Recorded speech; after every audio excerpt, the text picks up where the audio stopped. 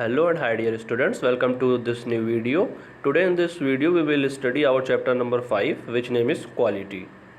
Okay, so before you read the chapter, let's know what is inside the chapter. Can a shoemaker be called an artist? क्या कोई जो जूते बनाता है उसको हम आर्टिस्ट का नाम दे सकते हैं? Yes, if he has the same skill and pride in his trade as any other artist. देखो अब क्या होता है कि कभी कभी हम देखते हैं कि जो शू बनाते हैं, जूते बनाते हैं, उनको हम आर्टिस्ट के तौर पर देखते नहीं हैं, हम उन्हें देखते हैं कि बस काम कर रहे हैं अपने। लेकिन अगर उनको स्किल है और अपने काम से वो प्यार करते हैं, प्राइड होता है उनको, तो वो हम उसका आर्टिस्ट कह सकते हैं। And same respect for it to.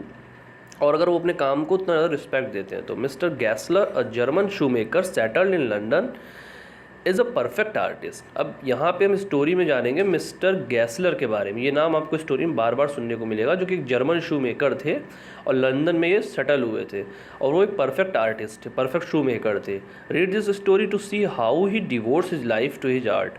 अब यहाँ पर हम देखेंगे कैसे उन्होंने अपनी लाइफ को, पूरी लाइफ को मिस्टर गैसलर ने जूते बनाने के लिए डेडिकेट कर दिया था। Okay, so let's go to the chapter.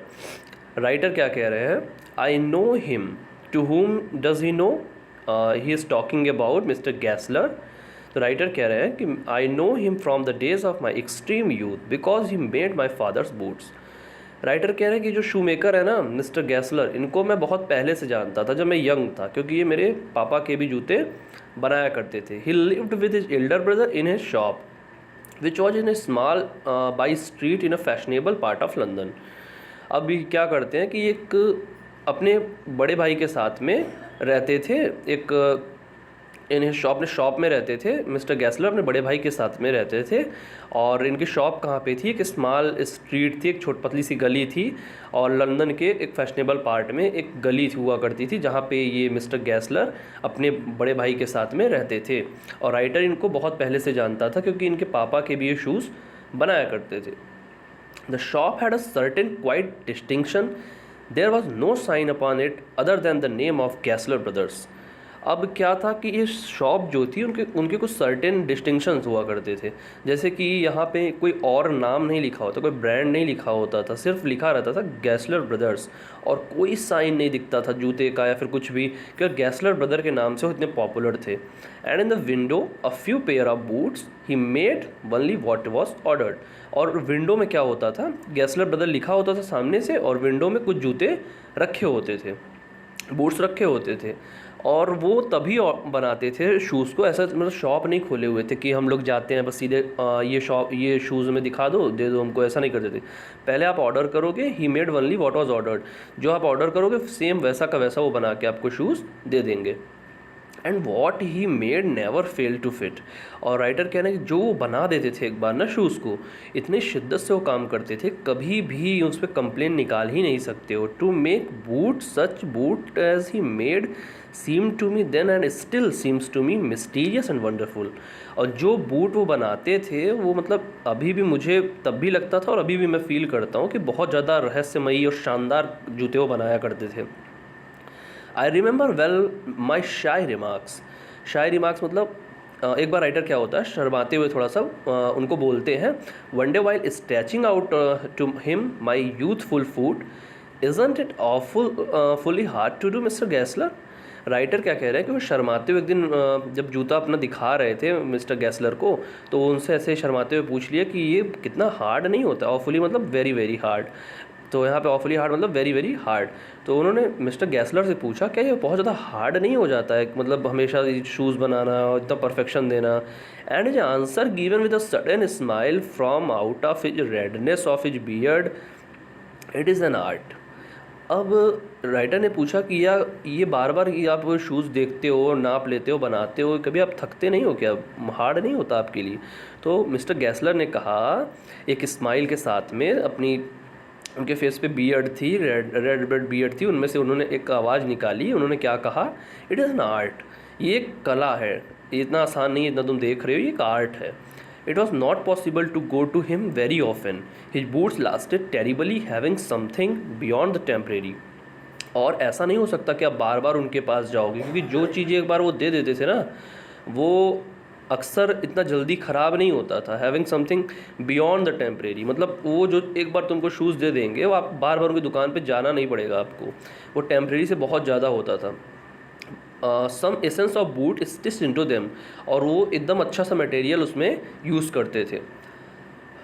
One went in not as into the most shops, अब वहाँ पे जो भी इंसान जाता था ना उनकी दुकान में, वो नॉर्मल जैसे शॉप्स में जाया जाता है वैसे नहीं जाता था। But restfully as one enters a church, लेकिन कैसे इंटर करता था उनकी शॉप में, जैसे कि मानो कोई जैसे चर्च में नहीं इंटर करते हैं वैसे इंटर्स करता था, बहुत लाइटली, शांति से। And sitting on a single wooden chair, और एक कुर्सी हुआ करती थी लकड़ी की, वहाँ पे बैठ जाता था वेटेड, और जो भी जाता था वेट करता था। Guttural sound and tip tap of his slipper beating the narrow wooden stairs and he would stand before one without coat, little bent in leather apron. अब एक इंसान जो जाता था उनकी शॉप में एज अ चर्च, वो जाता था कि जैसे चर्च में जा रहा हो इतनी रिस्पेक्ट के साथ में, और वेट करता था जब तक स्लीपर्स की आवाज़ ना आए। ये जो ओनर थे ना, इनकी स्लीपर्स की आवाज़ आती है थोड़ी थोड़ी लकड़ी की सीढ़ियों पे पड़ती हुई, तो तब तक वो उसका वेट करता है कि लेदर एप्रिन पहन के एक आदमी आएगा। वो जो शॉपकीपर ओनर है ना, वो जब तक आ नहीं जाते तब तक वहाँ पे इंसान वेट करता है। With sleeves turn back blinking as if awakened from the some dream of boots. अब जो राइटर बता रहे हैं कि वहाँ पे इंसान जाता था, बैठ जाता था चेयर पे, वेट करता था, और जो आते थे, जो ओनर थे, वो इस तरीके से आते थे, स्लीव्स को क्या करते थे वो टर्न किए होते थे और आँखों को ऐसे झपकाते हुए आते थे, जैसे कि मानो अभी अभी बूट्स के ड्रीम से निकले हों, कुछ सोच रहे हों इन्हीं शूज़ के बारे में, वो खो गए हों, ऐसा वो सोचते हुए सीढ़ियों से नीचे उतर रहे हैं। और अब वो जो आ गए हैं मिस्टर गैसलर, सो राइटर कह रहे हैं कि and I would say how do you do mister Gessler, आप कैसे हैं mister Gessler, could you make me a pair of Russian leather boots. Writer कह रहे हैं कि मैंने उनसे पूछा कि आप कैसे हैं मिस्टर गैसलर, आप मेरे लिए रशियन लेदर बूट बना सकते हैं क्या। Without a word he would leave me retiring whence he came or into the other portion of the shop. बिना देर किए एक शब्द बोले वो दुकान के दूसरे कोने में जाते हैं। And I would continue to rest in the wooden chair inhaling the incense of his trade. और वहाँ पे जब वो चले जाते हैं दूसरे कोने में, बिना कुछ राइटर से बोले वो चले जाते हैं दूसरे कोने में, और तब तक राइटर जो है वो यहाँ पे चेयर पे बैठे होते हैं और थोड़ी थोड़ी लेदर की उनको खुशबू आती रहती है। राइटर को वहाँ पे बनता था ना लेदर का सब कुछ material. Soon he would come back holding in his hand a piece of gold brown leather। और फिर क्या होता है, मिस्टर गैसलर क्या लेके आते हैं अपने हाथ में, एक गोल्ड ब्राउन लेदर का एक बहुत प्यारा सा शूज़ लेके आते हैं। With eyes fixed on it he would remark. अब जो शूज़ लेके आते हैं उन पे उनकी नज़र बनी रहती है, उसी को देखते रहते हैं, और उसको देखते हुए क्या बोलते हैं राइटर से, व्हाट अ ब्यूटीफुल पीस, कितना सुंदर ये एक पीस आपके लिए मैं लाया हूँ। When I too had admired it, he would speak again, when do you want it।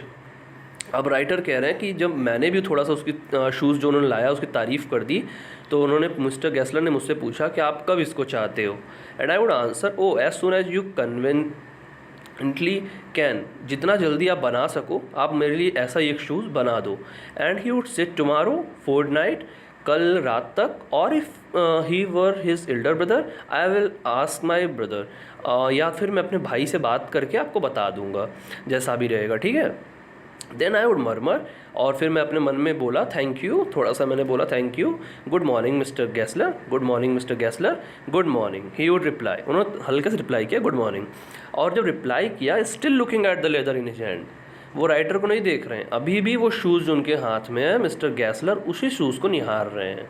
And as I move to the door I would hear up the tip tap of his slipper going up the stairs to his dream of boots. अब मैं क्या देख रहा हूँ बाहर से, फिर से वही जो आवाज़ आती थी ना उनके चलने की, टिप टैप की आवाज़, छोटी थोड़ी सी लकड़ी की जो स्टेयर्स पे चढ़ते थे वो फिर से आई, और मुझे ऐसा लगा कि वो फिर से अपने बूट्स के ड्रीम में खो गए हैं। Okay, so here the writer has told all about Mr. Gessler, that how much he is dedicated towards his work, and after that we will know in the next video. Till then, see you, take care.